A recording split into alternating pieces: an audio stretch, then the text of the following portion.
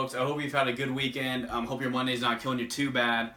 So, this weekend I went to Politicon, so I want to do, for the next maybe 3 episodes, perhaps, I want to do kind of a little special segment of crap that Uygur said, crap that Cenk Uygur said of the Young Turks. So it was a great debate. Obviously, Ben Shapiro wiped the floor with him, to the point where TYT was deleting top comments off of their video, which is very funny. That's just TYT fashion for it, or leftist fashion for it, to just try to revise history, as you know, in the making as we see it. Anyways, so I want to do crap Cenk said for the next couple videos. Now, Ben Shapiro had really good rebuttals to a lot of what he said, which is the reason why Ben Shapiro won. And one of them I want to do, which has been debunked several times, as even Shapiro mentioned in the video, was this notion that somehow the party platform switched between the 1950s and 60s, and with that switching of platforms, so did the voters, and so did basically the demographics of voters and such, all throughout the country, especially in the South. So what I want to do is I want to play just a quick clip, real quick. I'm a little more cave-in-ish when it comes to my access to technology, excuse me. So I'm just going to play it here and have you guys listen for a second. I'm going to stop it and then I'm going to go into why this notion is just absolute crap. So here we go. It was a waste of blood and treasure. Wait till you get a load of what happens in Iran. So we're not going to make And he's just finishing up from his last comment here. We're not going to make that mistake again. So what would I want to... Look, this idea of the identity, that Democrats are not identity politics, and some of them do. But let's not forget that Republicans do the same and worse. Who was the one who came up with the Southern strategy? That was the Republican Party. And the Southern strategy was, let's go get racist white voters in the South. That's a fact. Okay. Alright, I gotta stop. Okay, so even right there, just it annoys me just because of the blatant fallacy and the blatant lie. And I like how he can just say these things and then not source them or not quote sources or not go to statistics or specific people and whatever else. Now, luckily Ben Shapiro does, which is why he mopped the floor with Cenk in the end as well and got roaring applause. So let's go over this. Let's see. Were the Republicans always racist, and it just switched and the Democrats were the good guys all along, and Lincoln would have been a Democrat nowadays and all that kind of stupid crap? So apparently, like I said, it started in the 1950s and 60s. Basically what happened was, the reason why the South started going more towards the right was, and Ben Shapiro said, was for industrial reasons. The GOP was a lot friendlier when it came to industry, when it came to businesses. And the South, at that time in the 1950s, being a prosperous time for the country, because, well, really, we were the main modern country that had a running economy and that wasn't basically destroyed by World War II. So what happened was everyone came to us, and in spite of some bad economic policies like higher-ish taxes, which were not as high as Cenk even said they were, of course, but higher taxes nonetheless, that we grew in spite of that because everyone had to come to us for many, many things.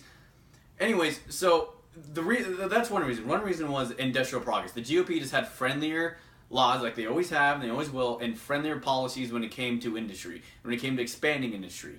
And a lot of younger people, not the old Democrats that always been Democrats, that always been your KKK supporters, your anti-civil rights supporters, all that stuff. Not those people, but actual people that wanted jobs and saw that Republicans and their policies brought jobs and brought innovation. Those are the people that started coming more and more towards the Republican Party.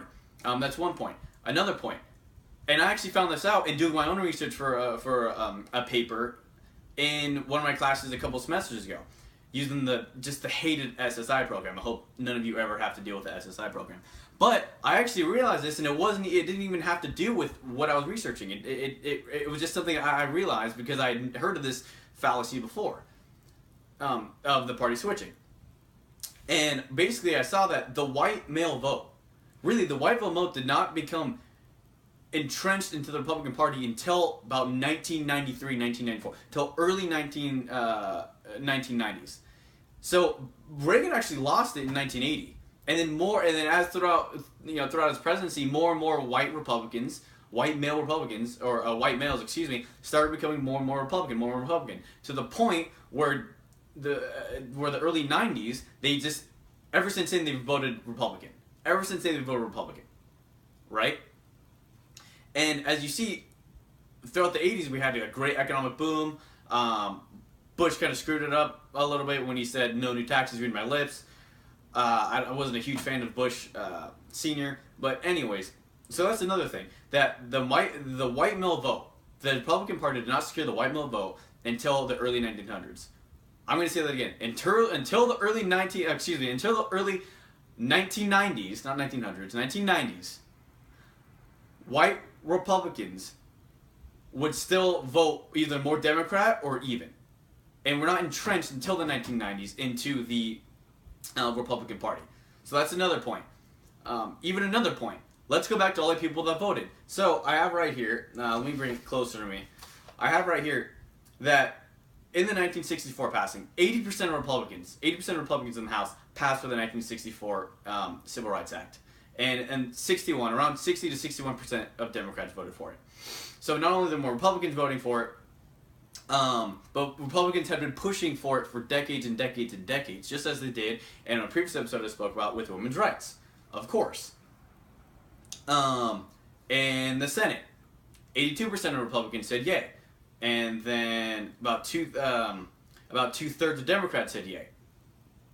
Now the Senate is obviously a little closer, and a lot of people like to credit LBJ with passing this legislation. Oh, the Democrats passed it. No, they didn't. What happened in 1957? 1957 was the first Civil Rights Act passed by Dwight D. Eisenhower, a Republican. That was passed after Eisenhower had forcibly put troops into Alabama territory and forced school integration. Forced it. Not only that, but he only won, I believe, if my memory serves me correctly, 3 states. He only won 3 states in the South. It might actually be 2. 2 to 3 states that he only won in the Deep South. His first time going around. And then his second election, he won 7. Now, let me ask you this. How exactly did people how exactly, or why exactly were the racist Democrats in the South that were all lifelong racists that just hated the idea of being equal with blacks in every stray way and form? How exactly do they now, with this utter hatred for blacks and equality with blacks, switch to the Republican Party, or in the Deep South, switch to voting for Eisenhower from his first election to the second, when between those 2 election cycles, he helped integrate schools forcefully, and he helped continually force civil rights legislation until it was passed in 1957. How exactly do you explain that? I mean, you can't, but but obviously we clearly see the reasons sometimes of how people try to explain it. And then, once again, like it was mentioned in this video, of all the 21 Democratic senators at the time, after Civil Rights Act was passed, only one turned Republican. His name was Strom Thurmond. That's the only one, Strom Thurmond. And still, in the House, they didn't switch over as well.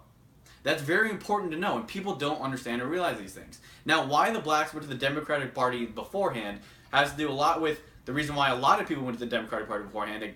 It was because of FDR and the New Deal programs that he implemented that just gave people money from the government. Now, what I've realized in learning that as well is that, and at the time, is that people tend not to go too deep into understanding the economy. So they don't realize that if they're just getting money from the government, it's not helping them at all. It's just literally a shift in spending. Meaning from your pocket, a shift in spending from your pocket going to the federal government. It's just a shift. But the federal government's still making that money because it's still taxing you and still taxing the rich and all the other kind of stuff. Which just hurts the economy and doesn't make more jobs and means your purchasing power is lower, which means how much money, or how many things you can buy with $1, for example. Anyways, what people don't also know is that in the 1957 legislation, I meant to get to this point earlier, was that MLK praised Nixon. MLK praised Nixon for helping get the 1957 Civil Rights Act passed. But what Democrats will try to say is because the majority leader in the Senate at the time was LBJ. LBJ, the same man who was president and passed the Civil Rights Act, said, I'm going to get these N-words voting Democrat for the next 200 years. Right? what happened was LBJ watered down the original civil rights bill. There was actually supposed to be a lot better things, a lot closer to the image of the 1967 Civil Rights Act. The 1965 Civil Rights Act. 64 Civil Rights Act, excuse me.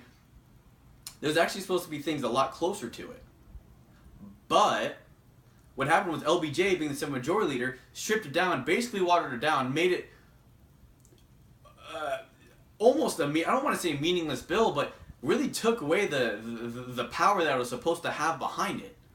So now what? So now he becomes president because JFK dies, and now he can just sell it basically under the notion of getting the black vote for the next 200 years or even more. That's what he did. It's all just been collusion. It's all just been lies. It's all been really subterfuge. And people have, and when you have liberal professors and professors on the left that just have this liberal narrative that this is what happened. I've heard this in my classrooms before. I've heard it said by my fellow students, by my professors before. When you have this narrative pushed down into your head from high school up, and people just believe it and believe it. If you have that pushed down your throat, you won't be able to fight it back, especially if you don't have the will to go and find out the truth for yourself, or just the want to go and do it. The want to just see, I don't know about that one, I'm going to check that out. It's always important to have the want to chase truth. And another point, a lot of people might point to Barry Goldwater, arguably one of the most conservative people to ever run for the presidency ever. Barry Goldwater, very conservative. I like his speeches, I like his stuff. I disagree with him for voting against civil rights legislation. Now his excuse is it's for states' rights. Now I can respect being someone who's very, very strong on states' rights and very strong on federalism and the Constitution. I can respect him wanting to preserve states' rights, but I can't respect him wanting to preserve states' rights in the sense of this state is allowed to oppress people on based on the color of their skin. That's what I will refuse to agree with that. So as much as I wanted to agree with states' rights, I can't agree that one state can trample upon just the natural rights of others because of the color of their skin.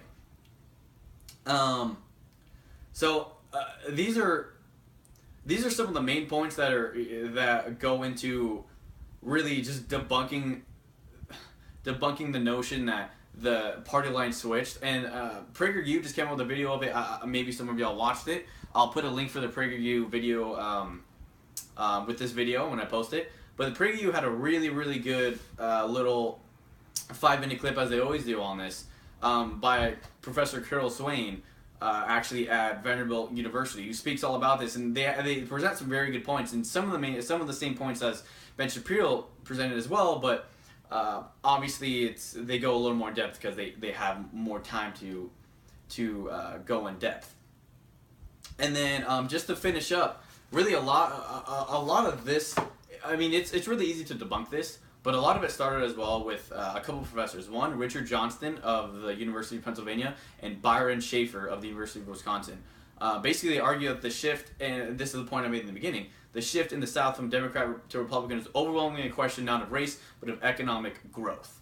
And I'll post this. It's actually from the New York Times. I believe it was posted in 2006. I mean, they've always been to the left, but obviously, given Trump and Obama, it seems that they have just taken their mask off and moved way, way, way to the left.